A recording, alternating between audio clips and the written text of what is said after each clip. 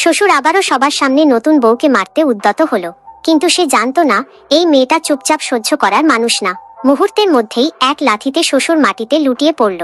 স্বামী ছুটে এসে রাগে ফুঁসতে ফুঁসতে স্ত্রীকে শাসন করতে গেল, কিন্তু পরের সেকেন্ডেই তাকে কাঁধে তুলে এমনভাবে আছাড় মারল যে উঠতেই পারল না। কারণ মেয়েটা সাধারণ কেউ না, সে টানা 5 বারের জাতীয় ফাইটিং চ্যাম্পিয়ন। খালি হাতে গাড়ির দরজা টেনে খুলতে পারে, এক হাতে গাড়ি তুলতে পারে। অন্যায় দেখলে সে চুপ থাকে না, বিশেষ করে নারীদের ওপর অত্যাচার। তবু এই রাগী আর সোজাসাপটা স্বভাবের জন্যই 30 বছর পার হয়েও সে বিয়ে করতে পারেনি। তাই খালার পরামর্শে এবার নিজের আসল পরিচয় গোপন রেখে পাত্র দেখতে যায়। পাত্র জিয়াংচেং শহরের নামকরা দানশীল ব্যবসায়ী। একবার দেখাতেই দুজনের বিয়ে হয়ে যায়, কিন্তু চেন পরিবারে পা রাখার পরই আসল চেহারা সামনে আসে। শাশুড়ি মোটামুটি ভালো হলেও বাড়ির বাকিরা অদ্ভুত নিয়মে চলে। তাদের নিয়ম, বউ টেবিলে বসে খেতে পারবে না, সারাদিন খেটে রান্না করবে কিন্তু খাওয়ার অধিকার নেই। রান্না নিয়ে খুঁত ধরা যাবে কিন্তু সে প্রতিবাদ করতে পারবে না। সবচেয়ে কষ্টের বিষয়, স্বামীও তার পাশে দাঁড়ায় না, উল্টো বলে সময় হলে সে স্ত্রীকে শিক্ষা দেবে।